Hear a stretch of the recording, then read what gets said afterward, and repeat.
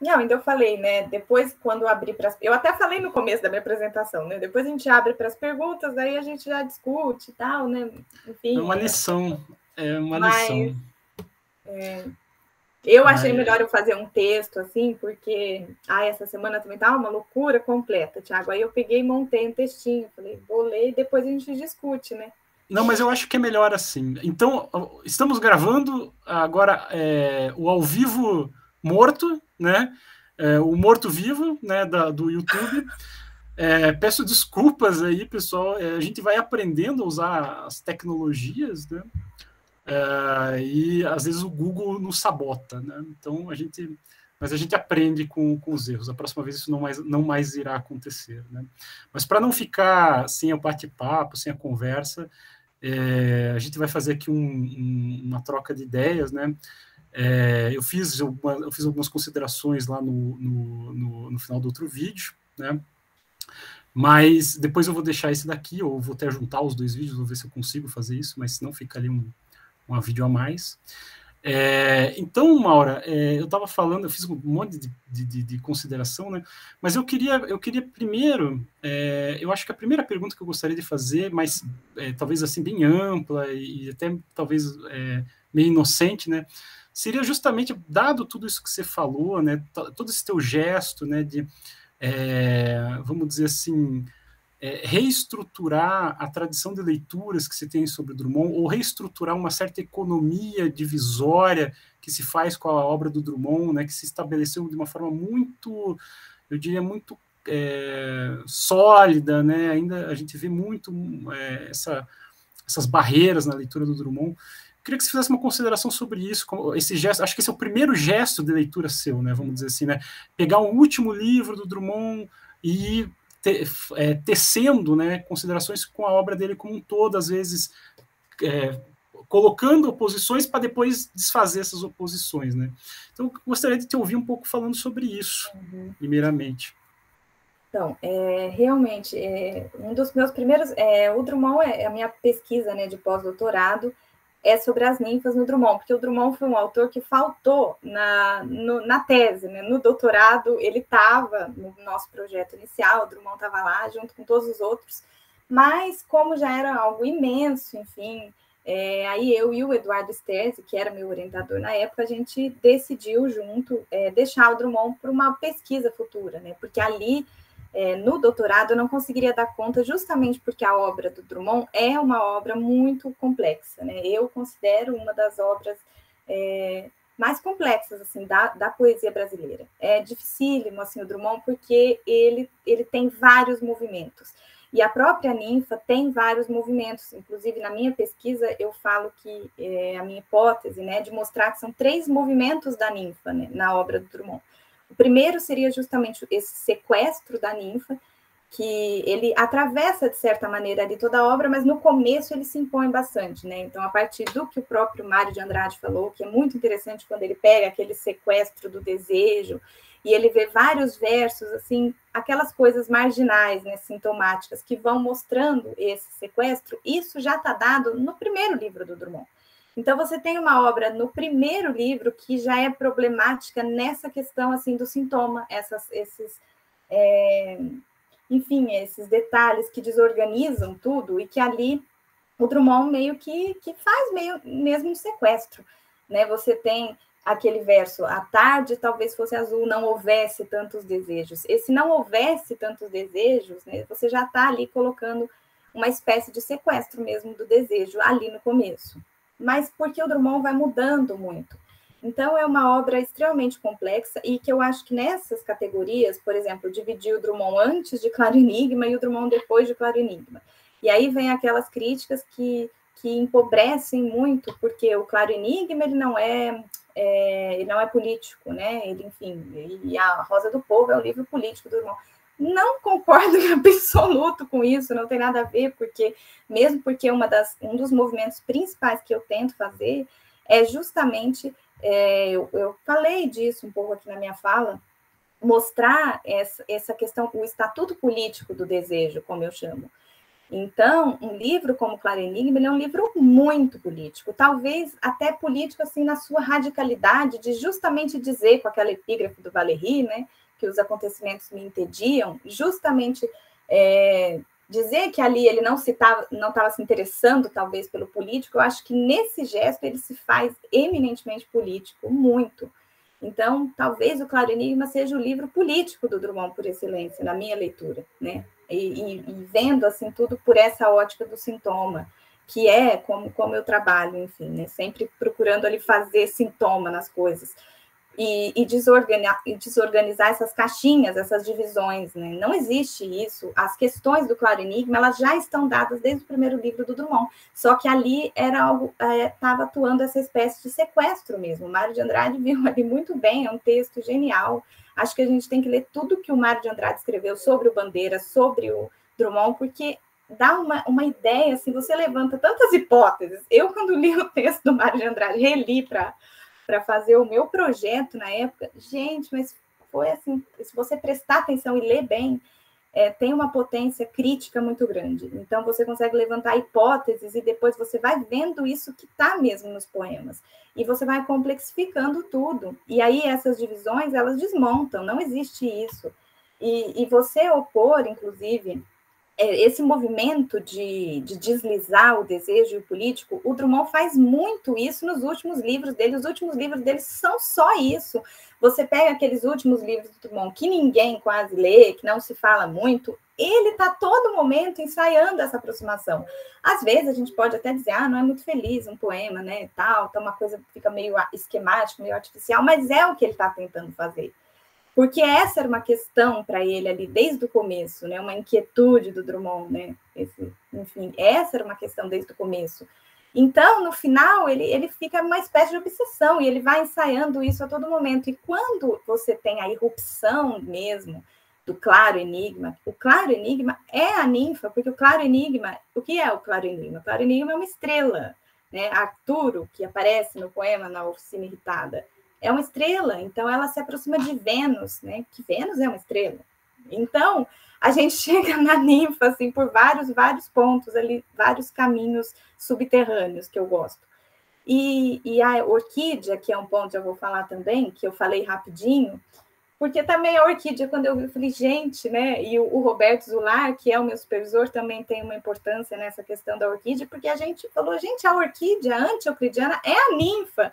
E ali você tem um movimento de meio que atravessar, porque, por exemplo, né, você tem leituras muito importantes do Drummond, como a leitura do Wisnik, né, do Maquinação do Mundo, uma leitura belíssima, maravilhosa, mas às vezes fica um pouco ainda muito nessa ideia de bloqueio, né? Então você tem o bloqueio que se instala ali na obra do Drummond, um impasse, um bloqueio, e não se sai disso.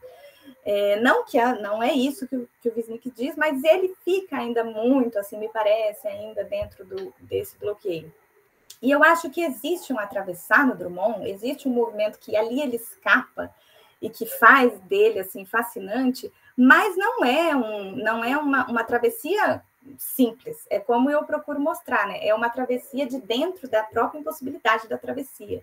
E isso ele só pode fazer quando ele se aproxima desse território totalmente instável das imagens, né? E por isso não é à toa que ele chama o livro Claro Enigma. E a partir daí o desejo, isso a crítica, tem vários críticos que falam, o desejo vai ser uma voz predominante no Drummond, mas um outro desejo, né? Um desejo complexificado por todo o Drummond desde o começo, né? Por toda a espessura que tem o Drummond como poeta e também como sujeito, né? Com as suas inquietudes, enfim, como falou lá o Antônio Cândido.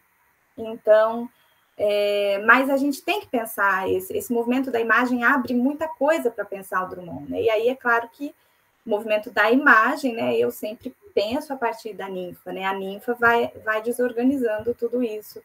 E a ninfa aparece muito no Drummond. Talvez dos poetas que eu estudei, assim, né? Inclusive que estão lá na minha tese, assim que o Drummond tem muita ninfa. No Amor Natural, então, que é o livro sequestrado do Drummond, porque o Drummond escondeu o livro, né? Era um livro. Então, aí você tem de novo o sequestro. nossa, tem ninfa para todo lado. E aí é ninfa mesmo, tá lá ninfa, ninféias, ninfetas, enfim, escrito, né? Para quem diz que não está escrito. Então, tem muita ninfa. E sempre a ninfa nessa consistência fantasmática. Né? Os bailados quentes, que tá no meu... Por que eu chamo as pernas, o enigma, os bailados quentes? São os 3 momentos, os 3 movimentos da ninfa. As pernas é o sequestro, quando ele fala, né? Para que tantas pernas e tal. Ali você já tem esse desejo sequestrado e que inquieta o poeta, e que ele não sabe como lidar. Depois você tem o enigma, a crise ali, né? De um livro fascinante como é Claro Enigma. E os bailados quentes já é o traço surrealista, ele termina aquele poema surrealista que é a Torre 100 degraus, né? Aquele poema assim fascinante, termina com as ninféias, ninfetas boiando, né? Que é aquele, não lembro certinho, mas o final é maravilhoso, e fala, né? Com seus bailados quentes, elas boiando ali, as ninféias, ninfetas, enfim, é lindo. Mas é mais ou menos isso. Então, essas caixinhas, assim, essas divisórias, se você lê mesmo o Drummond e ficar atento a certos textos críticos que são muito bons, porque eles abrem essas hipóteses, esse outro jeito de você pensar, elas todas desmoronam, assim. Não existe mais. Eu fiquei ouvindo, né, tudo que você falou, assim, isso aparece muito nos últimos livros do Drummond, né? Eu acho que eles são relegados no sentido também de que eles são livros menos mal-humorados, num certo sentido, se a gente puder reduzir a isso, né? E com a tua leitura, né, ele parece, não diria um bem-humorado, mas um sujeito que abraça a alegria, né? De a coisa maneira... do desejo, né? Justamente, a vida do desejo.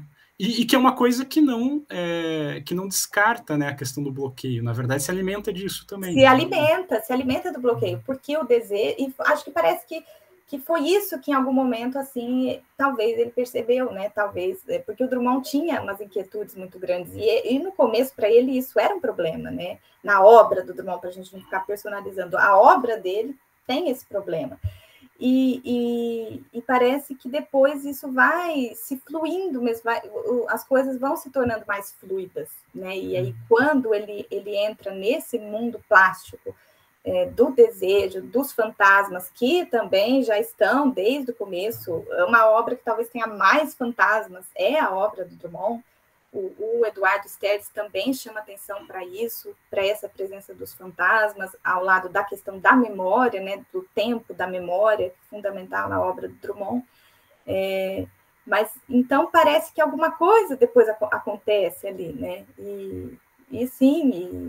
E essa escolha pelo desejo, como eu estava falando, o desejo ele é complexo, ele não exclui o bloqueio, porque ele traz a questão da morte, né?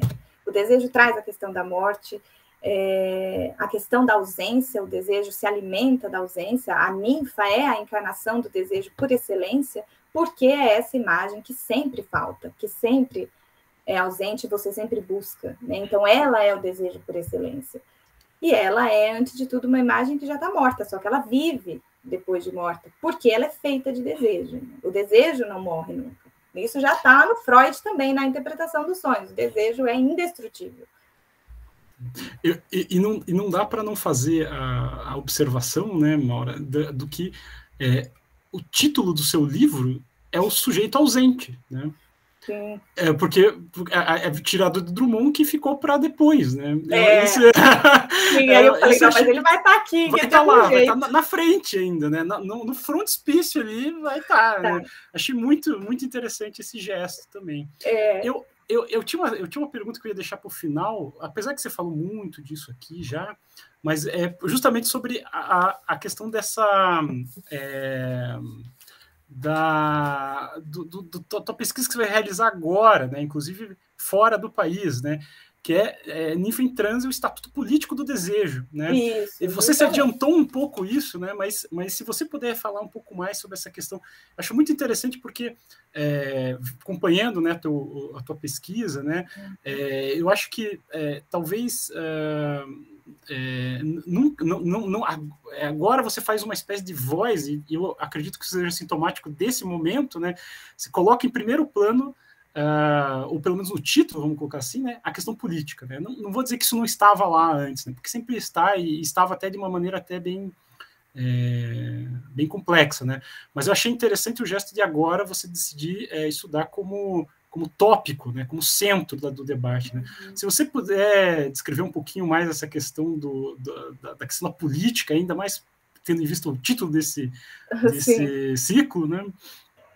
No caso, foi uma exigência assim que eu acho que foi a própria obra do Drummond que me deu mais, porque a questão do político, né, no Drummond assim é sempre colocada, né, vamos dizer assim, sempre surge a questão do político, já está aí desde essas divisões que a crítica cria, né, da obra que é política e da obra que não é política do Drummond. Então é uma questão que atravessa muito a obra do Drummond.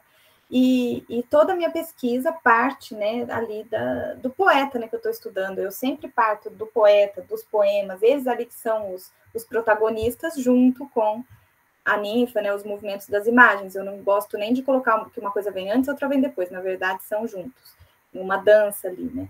Mas então, a própria obra do Drummond, acho que foi me exigindo, e eu queria justamente para bagunçar essas divisões, né, que a crítica coloca, mostrar esse estatuto político do desejo, porque se você diz desse movimento que o desejo é político por excelência, né, é diferente de você falar de política, você falando que o desejo é político por excelência, toda essa divisão que a crítica constrói, ela já não se sustenta mais, né? Então, a partir daí, você começa a pensar de um lugar que é mais complexo e é o lugar da imagem, que é esse lugar que me interessa mais. Essa discussão está na própria natureza paradoxal e ambígua da imagem. Mas um autor que me ajuda muito a pensar isso, porque ele também tem pensado muito isso nos últimos anos, é o Jorge de Huberman, né, que foi ele foi meu supervisor já uma vez, agora vai ser de novo, né, nessa segunda período de estudos na França, mas ele pensa isso de uma maneira assim genial, assim, né, genial porque é muito bem feita, rompe todos esses esquemas, todas essas divisões e enfim, vai no caminho da dialética mesmo, dessa dialética do desejo e do político, que é uma coisa que o Júlio Berman faz muito, justamente a partir também do surrealismo, a partir do Benjamin, porque o Benjamin também já faz isso, né, nas leituras que o Benjamin faz do próprio surrealismo. Então, o surrealismo também me ajuda a borrar essas fronteiras de desejo político, porque foi um pouco isso o projeto do surrealismo. E o Didi Berman recorre a todos esses autores, e também os recentes livros do Didi Berman, por exemplo, o Soulèvement, né, que foi da exposição, teve a exposição dos levantes, como foi traduzido, né, aqui no Brasil, mas Soulèvement seria sublevação, né, a tradução mais próxima é sublevação, porque tem esse sublevar, que é esse movimento de você, de fato, se levantar contra alguma coisa, mas, enfim, levante, então, não vamos discutir a tradução, mas é importante esse gesto de se levantar contra. E aí, nesse projeto do Soulèvement, o Didi Berman também já falava muito, a partir do Freud, dessa questão política do desejo, né? Porque tudo ali, as manifestações políticas, né, por excelência, que são ali o centro do projeto de pesquisa do Soulèvement, são atravessados por desejo. O Didi Berman diz a todo momento, né? Não há nenhum ato, qualquer ato ali de insubordinação, de revolução, ele começa pelo desejo, né? O primeiro gesto é um gesto de desejo. Então, ali ele já está, né, confundindo todos esses lugares. E coloca o desejo num lugar assim, ele é, de fato, o protagonista daqueles gestos de insubordinação, daqueles gestos de revolta. E aí ele dá uma potência para o desejo a partir do Freud, a partir do surrealismo, que, para mim, é muito interessante. Me ajudou a pensar o Drummond. E um outro livro que é importante para mim é o recente do Didi Berman, o último da série das ninfas, que é o Ninfa Dolorosa. Ninfa Dolorosa é magnífico, assim, é uma pena que não tem tradução, e é um livro que para as pessoas é difícil de comprar, né, porque a gente tem que comprar lá da França, mas ele foi publicado, acho que é de 2019, o Ninfa Dolorosa, e é maravilhoso por esse movimento também esse deslizamento do desejo do político ali, a partir da figura da ninfa e das imagens de lamentação, né, que o Didi Berman vai fazendo ali toda aquela arqueologia, enfim, a genealogia ao longo do dos gestos de lamentação. E ali também o desejo e o político, eles estão se confundindo a todo momento, porque a figura principal ali é a ninfa, que é, mais uma vez, essa imagem do desejo. E aí é muito bonito, porque a própria lamentação, né, aquele gesto de luto, que poderia ser visto como algo assim, que, enfim, que não é político de forma alguma, que te aparta do mundo, que te fecha, ali ele revira totalmente isso. Então, o gesto de lamentação é justamente o que move depois a revolta, né? É como se existisse ali dois momentos. E o lamento em si já tem uma força também muito grande nesse processo. Então, é um livro maravilhoso, assim, porque ele pega o sofrimento, vamos dizer assim, que seria algo que te paralisa, a dor, né? A dor que é muito importante ali, por isso que eu também gosto sempre de falar das histéricas, e faz outra coisa com aquilo, assim, investe de uma potência, não se trata de idealizar a dor, não é isso, mas é simplesmente tirar daquele lugar de imobilidade, né? Mostrar que existe uma força na própria, no próprio lamento, né? Que move, que põe em movimento. É isso. E eu lembrava, né, você falou disso, né, essas leituras do Didi Berman, elas já começam desde sempre, mas eu lembrava, por exemplo, das leituras do Eisenstein, né, do Coração Potemkin, que é um filme que o Drummond comenta, né? Sim. Ele comenta várias vezes, pelo menos, que eu me lembro, pelo menos 2 vezes, né? Maura, você... eu pensei que tinha travado. Então, que também é uma coisa muito, muito interessante. Eu ficava pensando... Estou aparecendo? Não. Deu uma congeladinha, mas está tudo bem. Deu uma travadinha. Deu uma travadinha que faz parte do charme, né? Mas eu lembrava, assim, por exemplo, como é comum, né? Isso tem tudo a ver com o que você está falando, né?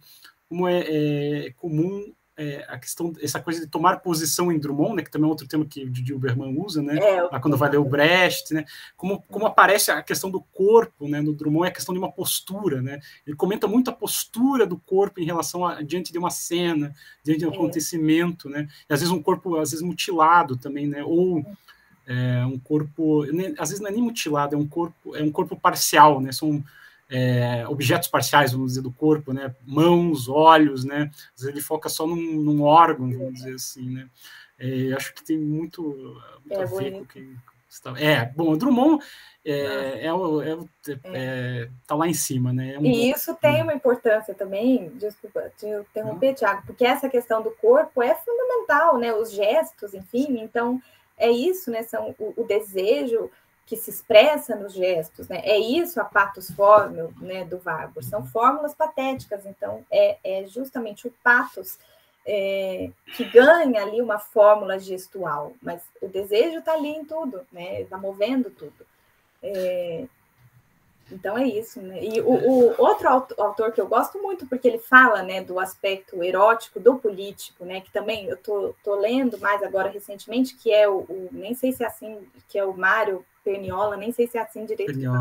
Não sei se é também, mas eu chamo assim. E também tem um pensamento interessante dessa questão do enigma, né? Então eu também gosto de algumas reflexões dele, porque também desestrutura, desestabiliza todos esses lugares fixos, né?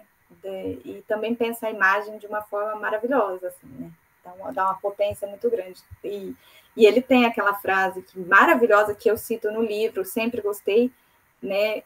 Não vou saber dizer agora, mas o aspecto político é inseparável do erótico, penetrar é possuir, ele diz. É lindo. Muito bom.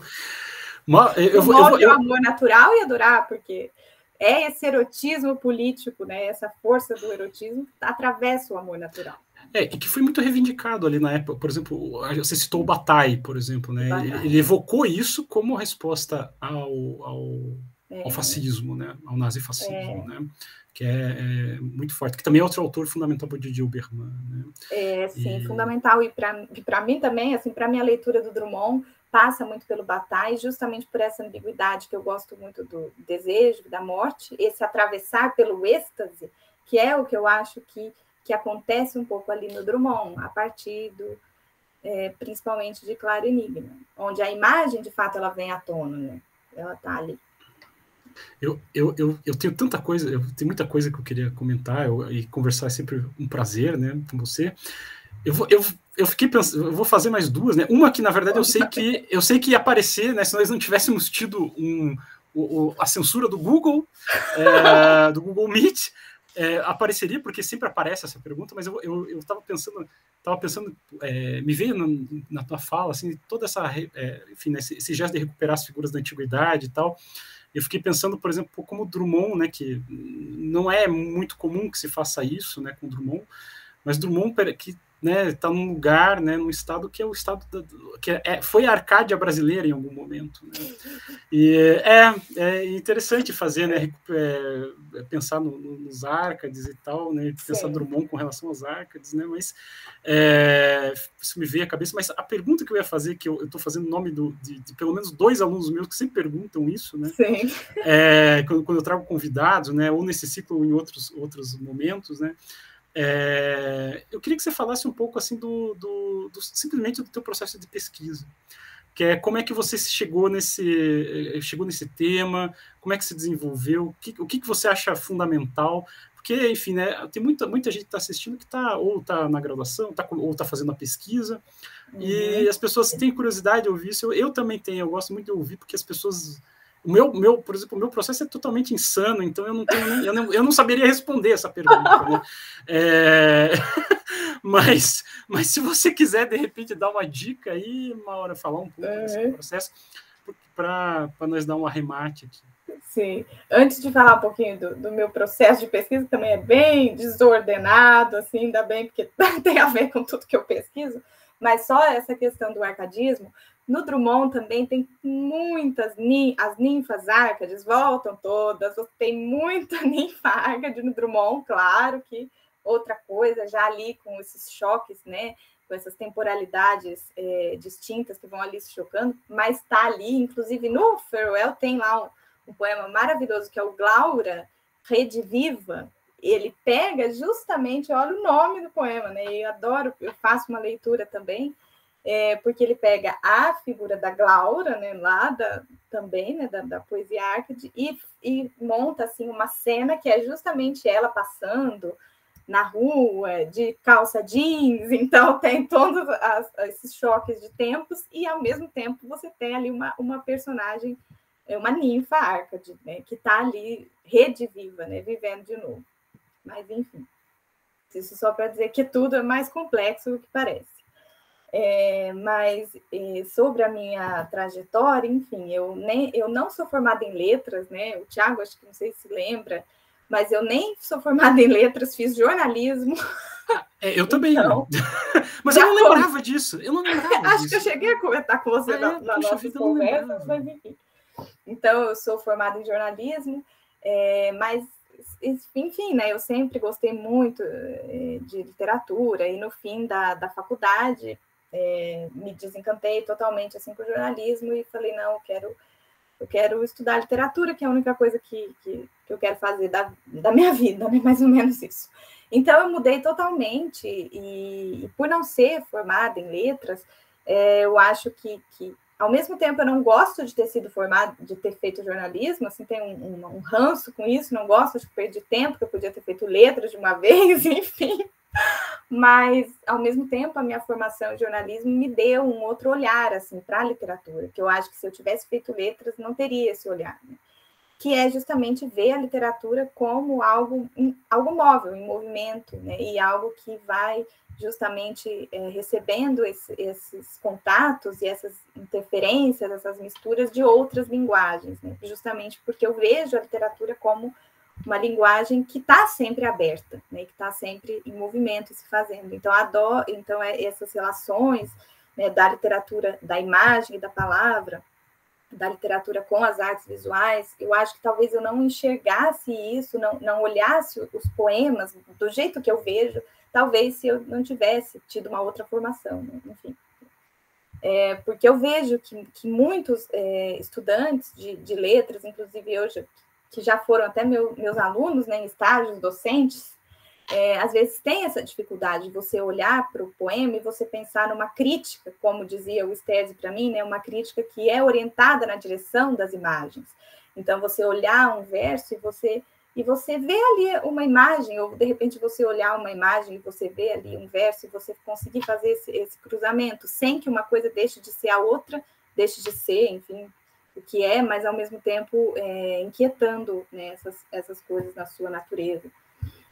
Mas, então, aí do jornalismo eu fiz várias disciplinas, como aluno especial, era aquela coisa, assim, sempre à margem, né, aluno especial ali na Unicamp e vinda do jornalismo, então eu até sofri alguns preconceitos por isso, mas fui indo, e aí eu consegui entrar no mestrado, e no mestrado eu estudei uma poeta, a Dora Ferreira da Silva, uma poeta contemporânea, e o que me atraiu na Dora, além da qualidade da obra dela, mas foi justamente a Grécia, né? A antiguidade ali grega, que vive ali na obra dela de uma maneira assim que é impressionante, né? Porque ela tem uma proximidade, uma intimidade imensa com a Grécia, e todo aquele mundo dos mitos, enfim, dos deuses, ali vive de novo mesmo, ali a gente sente isso, e foi isso que me atraiu na Dora, por isso que eu escolhi na época estudar ela, porque era uma poeta que eu não conhecia. Eu conheci numa disciplina que eu fiz como aluno especial, e aí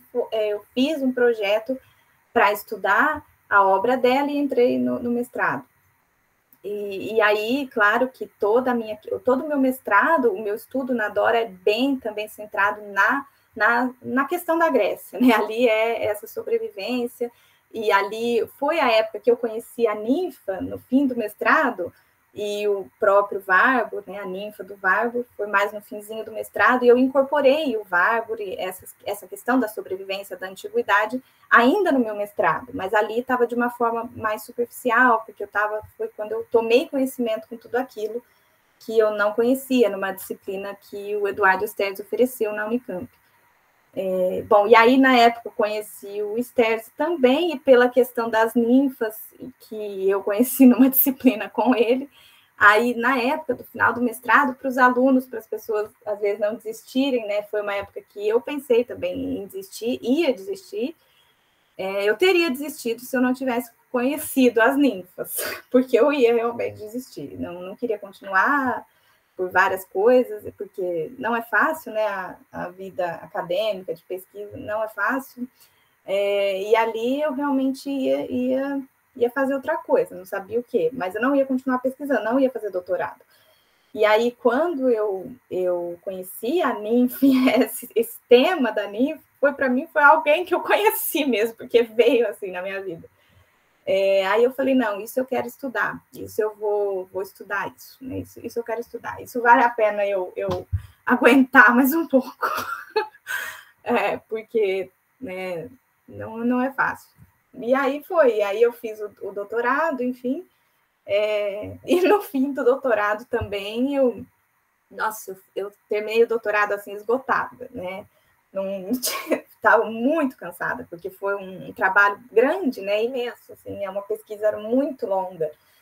São 4 poetas, a obra completa de 4 poetas, uma teoria da ninfa como personagem teórico, que também não é uma teoria simples, porque o próprio Warburg, ele é complexo, a leitura do Warburg, você compreender de fato ali essa questão das imagens no Warburg, e aí a partir da ninfa, não é fácil, é uma coisa que você tem que ter uma convivência durante um tempo com aquele tema, porque é muito fácil você cair em interpretações apressadas, por exemplo, é um arquétipo, é algo que...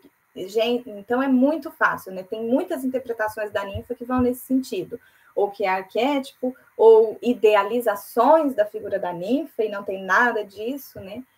Ela é uma figura, nada no Warburg é idealizado, porque tudo ali é impuro, tudo ali é misturado, tudo ali totalmente, são contaminações ali a todo momento, de tempos, de estilos, e a própria figura da ninfa, ela é uma das principais imagens disso, de todo esse processo.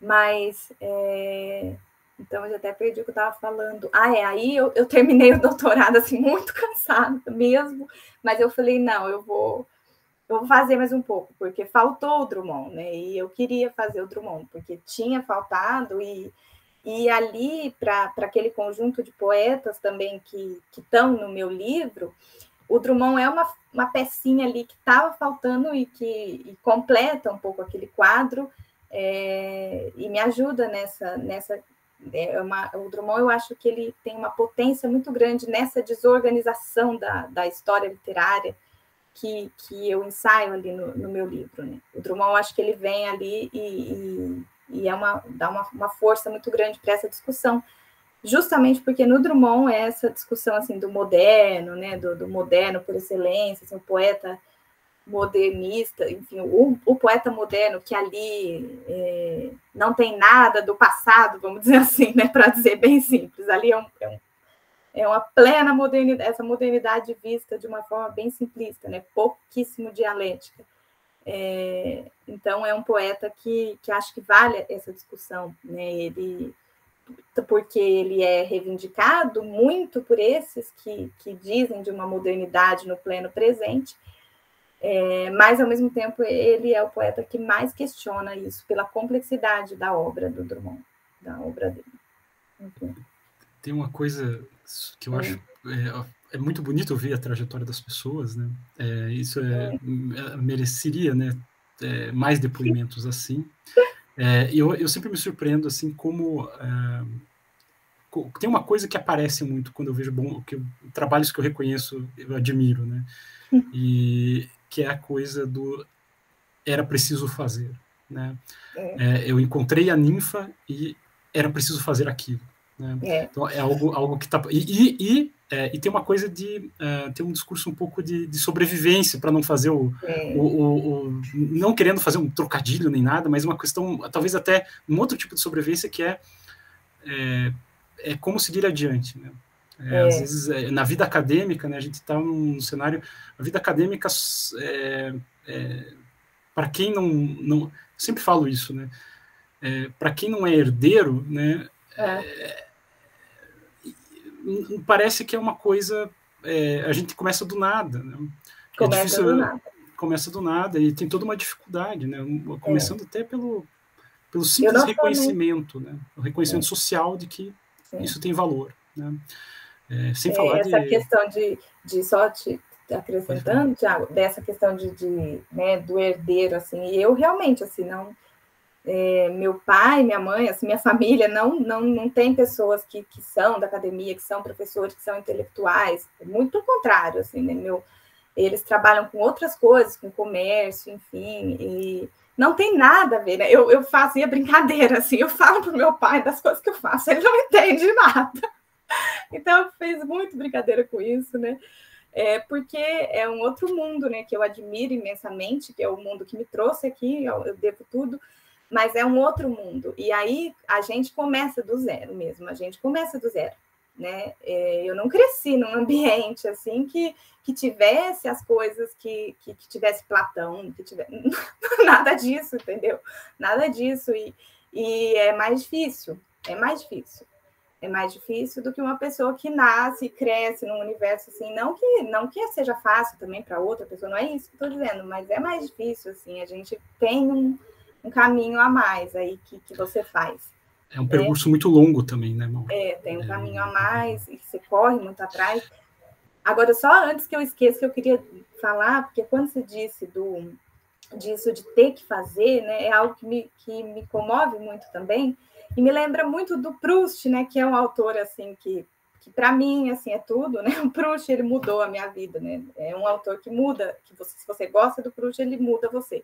Ele muda a tua forma de ver tudo, né? Você passa a ver o mundo assim proustianamente e ele tá em tudo. E a história do Em Busca do Tempo Perdido é essa, né? É uma obra que ele decide fazer ali naquele momento, depois de um luto assim, imenso, né? Da perda da mãe dele, tudo. A gente pode dizer que realmente ali ele passou pela morte, né? Existe aquela passagem pela morte, e aí ele volta, como se ele estivesse voltando do mundo dos mortos mesmo. Tem até uma história que tem documentários do Proust belíssimo, né? Ele ficou trancado assim num quarto de hotel um tempão, não via o dia, não via a luz do dia, não abria a janela.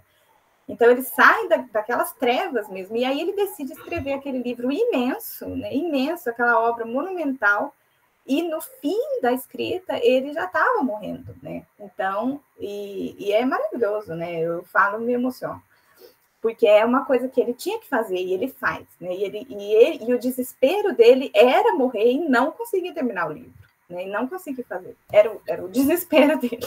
Eu lembro do Walter Benjamin falando que o Proust, ele cobra uma promessa de felicidade. Ao escrever o livro, ao escrever tudo aquilo, ele cobra uma promessa de felicidade. Que é uma frase muito bonita, né? É lindo. Pensando no tudo isso que você citou. Eu me lembro da descrição das paredes cobertas de cortiça, né? Por causa para não entrar barulho, dele. ele decide, fala, não, eu vou fazer isso, e faz toda a história que ele até pagava as pessoas para não andarem no andar de cima, porque ele não queria ouvir barulho. Esse é um segredo que eu não tinha pensado ainda. Acho que eu vou falar com meus vizinhos, né? Fazer um pix. Não, tudo para dizer assim, dessa força, né? Daquilo que toma conta dele mesmo, né? Uma coisa que ele tem que fazer e ele faz. E quando ele morre, enfim, deixa aquela obra monumental, né? E aí, é claro que ele não morre, né? E, enfim, e você tem aquela obra que sobrevive ali. É lindo, uma história maravilhosa. Muito bom, Maura, muito bom. A gente teria muito a conversar, ficaríamos aqui mais horas e horas, né? E tanto que eu vou admitir agora que eu sabotei a transmissão, eu queria monopolizar a conversa. Mas, não, eu peço desculpas de novo, mas a gente conseguiu fazer, né? Fica aí a compensação. Quem sabe uma outra hora a gente volta aí com outro tema, quando você voltar aí com novas questões, né? Acredito que já teria outras para amanhã, mas agradeço muito a tua presença, a tua colaboração aqui, foi divertidíssimo, né? Foi muito bom ver te ouvir, as imagens belamente escolhidas, né? E é isso, Maura. Se tiver mais alguma palavra aí para... eu queria agradecer também imensamente, espero que não tenha me alongado muito na fala, que bom que gostaram das imagens também, toda a reflexão ali partia daquelas imagens mesmo do ArtG, né? E eu espero que o pessoal tenha gostado, enfim, né, são mais hipóteses e despertem assim as leituras críticas, outras formas de ver mesmo, né, a literatura e no diálogo com as imagens. Então, eu que agradeço imensamente o convite, foi uma alegria para mim. Que bom, que bom. Então, para nós terminarmos, vou fazer o anúncio do próximo convidado, né? Que é o nosso caríssimo Rodrigo Lobo Damasceno, né? Que escreveu esse monumento aqui da poesia, da jovem poesia contemporânea. Ainda não vai certamente trazer questões aí. Certamente não, né? Ele já me adiantou isso, na verdade, questões sobre o sertão.